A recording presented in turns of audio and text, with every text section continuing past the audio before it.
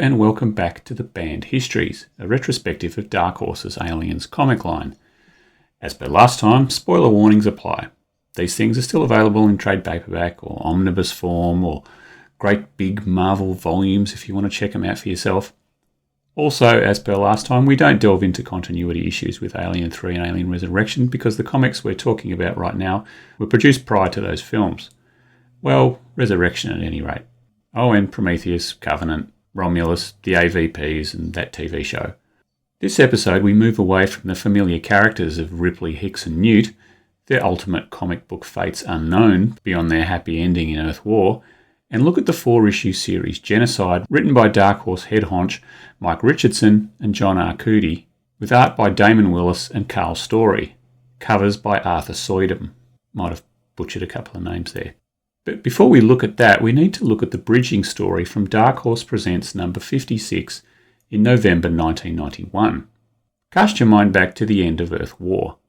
Ripley and co. set off nukes all around the world, largely destroying the alien threat. Though obviously she didn't destroy it completely, as we saw a live one in the last panel. The loose end of the space jockey, or other, or pilot, the elephant dude in the chair and alien that was reframed as an engineer in Prometheus. Introduced in the earlier stages of that story, the Ark was never really tied up. It was still hanging in space, terraforming Earth from orbit for its own use now that the aliens were largely gone. No. Dark Horse decreed that the big double page at the end of Earth War showing Earth from orbit and nukes going off everywhere didn't really happen. There's no writer credited for the story called The Alien Parts 1 and 2 in Dark Horse Presents issue 56, but if Xenopedia is accurate, then it's John Arcudi. Apparently the jockey removed all the warheads of the fusion bombs, knowing what Dr. Arona, also from Aliens Book 1, was planning.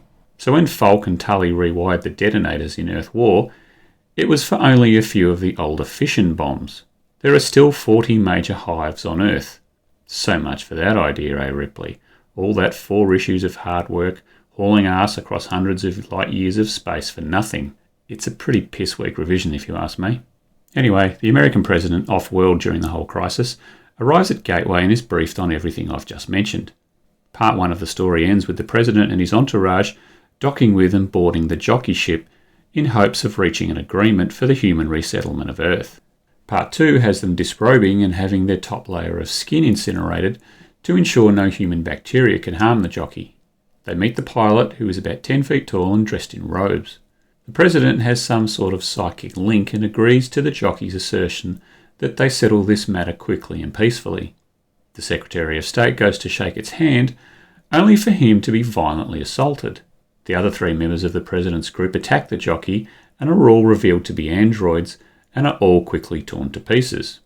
Jockey or engineer, they sure don't dig on robots.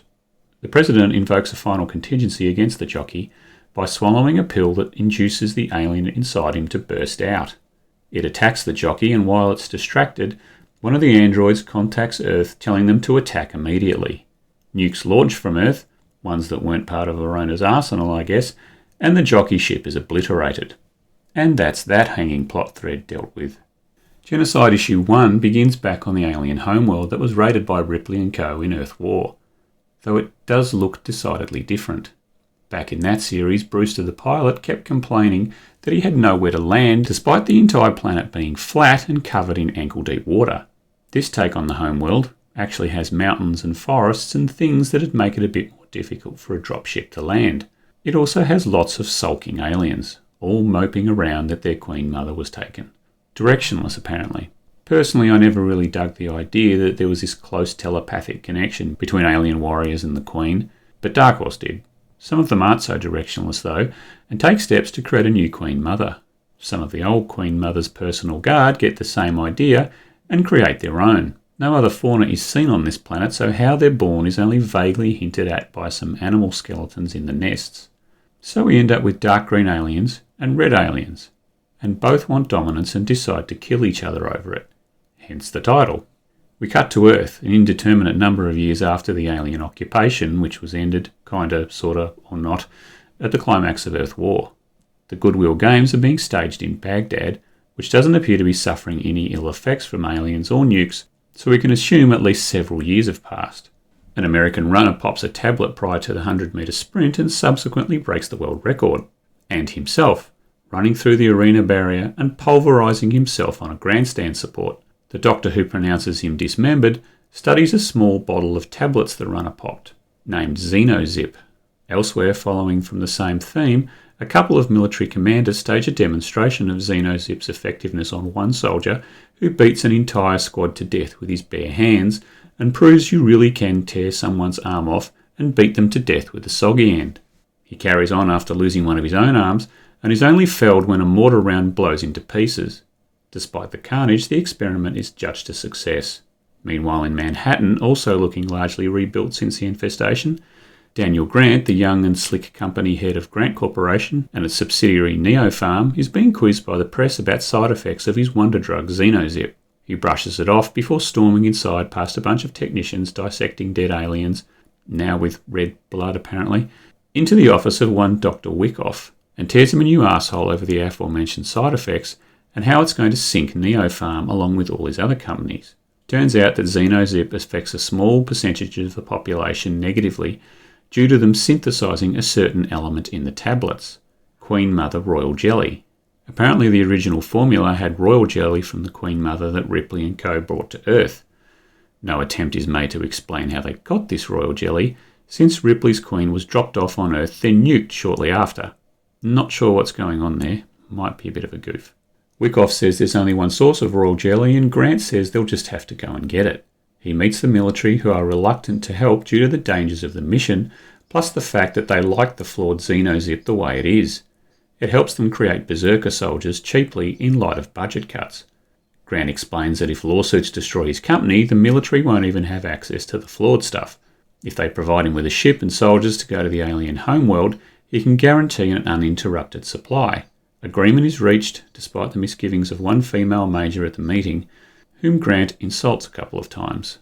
Issue 1 ends with the major, name of Alex Lee, getting her own back to a degree when Grant mistakes a corporal for the commanding officer, and Lee makes him look a tad foolish. Her ass makes him forget his embarrassment rather quickly. In case it wasn't obvious already, he's a dick. Grant also notes that creepy Dr. Bagali is also joining the mission. He's told Bagali jumped ship from rival medtech some months earlier and is a top alien expert. Issue 2 opens sometime later with Lee getting a bit more back by scaring the shit out of Grant with an alien hologram while he's waking up from hypersleep. This time he doesn't get over it so quickly and bitches about her to the ripped Corporal Henriksen. Must have spent hours thinking up that name. The Corporal doesn't take the bait and says he respects the Major as she doesn't play favourites. Lee briefs her troops about how to shoot aliens even though they already know how to shoot aliens and she says as much. Bit awkward. But then we get something new. Combat armour that secretes a gel that nullifies alien acid. Decent enough idea. At least acid is still considered dangerous after the nonsense of Earth War. Grant foregoes all this and takes Lee and Henriksen down to a storage hold where he's breeding an alien queen. Bit of a cock-up with the artwork here. There's a clone of Grant in a holding cage being used to host the alien. But just the torso. No arms, no legs, and no head. So what did the dead facehugger, also in the cage, latch onto? There only seems to be one other possibly viable orifice. Anyway, Lee is not happy with this, cracks the shits and storms out shortly after the baby queen is born. Later in the mess hall, a smart-ass marine called Jastro is making fun of Henriksen, claiming he's an android. Henriksen is about to beat the shit out of him when Jastro's buddy Ellis intervenes, offering Henriksen Jastro's supply of xeno-zip in recompense. Henriksen slaps it away, warning them that they wouldn't like him on xeno-zip. Grant also intervenes to calm the situation. He tries to explain to Lee that he wants to supply his young queen with royal jelly, thus creating his own queen mother to take back to Earth, and negating the need to risk more lives on future missions like this one. Lee doesn't really buy it and thinks Grant is all about the cash. At that moment, alarms go off and it's revealed the baby queen has been blown to bits. Grant is now really pissed and wary of a corporate spy. But they're shortly on their way to the planet's surface, Jastro carrying his saxophone. Ellis reckons it relaxes him since Grant took away his xeno-zip. Unlike the whiny-ass Brewster in Earth War, these pilots are really going to have trouble finding somewhere to park because there's an all-out civil war going on between the aliens. And given the fact this must be several years after Earth War, The alien fighting must have been going on for most of that time. It's a wonder there's any aliens left. Issue 3 opens with the landing craft about to set down. They fry a bunch of aliens with their retros, then fire a bunch of antenna relay thingies that stick into the ground. These relays are activated and form an energy barrier between the aliens and the ship, apart from all the aliens inside the barrier, which are soon dealt with by the Marines. The energy barrier is a nifty idea, if a bit too Star Trek. Stuff like this never really came into Alien. The Nostromo's use of tractor beams to land being long deleted from early script drafts. The barrier, or outwall, completely blocks anything getting through, except the smell of the aliens, which apparently pong a bit. Or it's the acid, which we know stinks from the first film. The aliens ripping each other to pieces is discussed by the crew, but ultimately there's work to do. One portion of the outwall is dropped, and artillery clears an area for another relay to be launched. This one, however, lands on an alien, and the acid wrecks it, leaving the Marines wide open. Eventually the wall is reactivated, but not before 5 Marines are dead, including Jastro. Bagali realises that the red-coloured aliens are a mutation and are at war with the traditional black ones. Yes, they really are red, though the black ones look more green than anything else.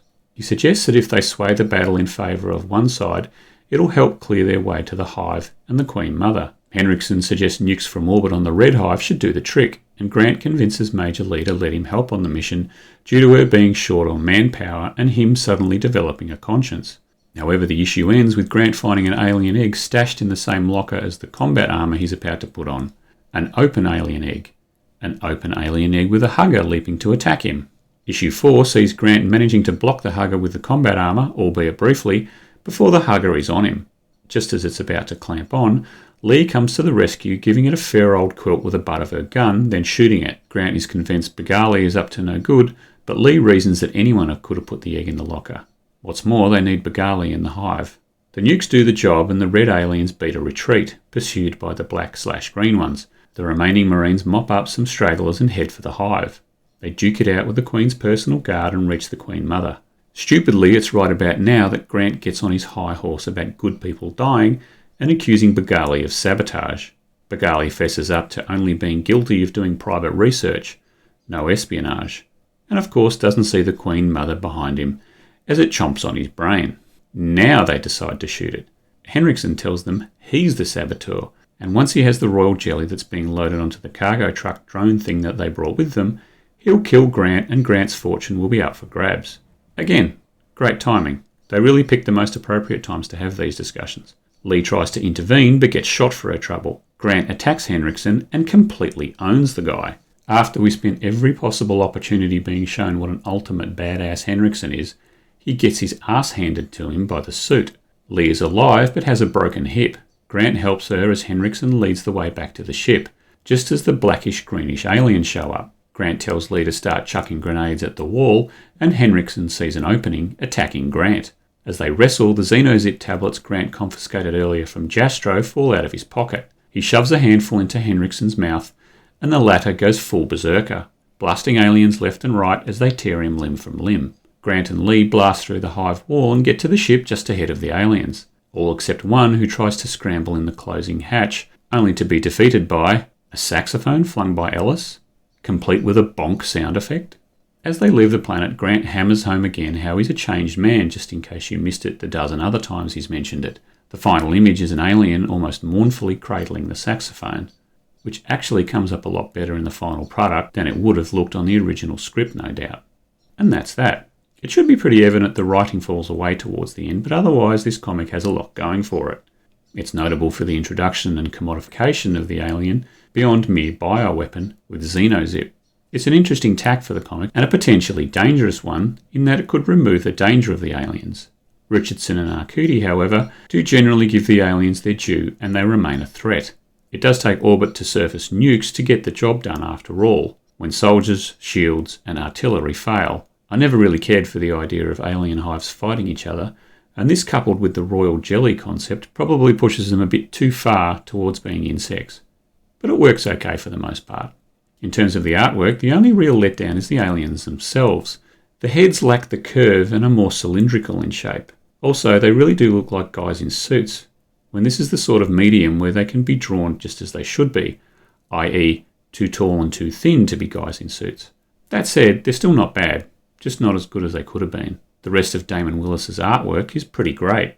The hardware particularly. The ships and guns all have nice clear lines, as does the combat armour. It's almost manga-esque in the detail. I'm not a manga expert by any means, but the line work put me in mind of something like Appleseed. Similarly, the characters all look good, even if they all do seem to share the trait of having square heads. There's something of a glitch with the inks in issue 1 and a bit in issue 2 where aliens are shown numerous times with red blood instead of the usual yellowy greeny stuff. Editor Barbara Kessel apologises profusely for this in the letter column of issue 4, but overall the reader reception was very positive. Arthur Suydam's covers are really good. Not right up there with Bolton and Beauvais, but very, very solid work, which more or less sums Genocide up. It's not among the greatest Aliens comics, but it's solid work.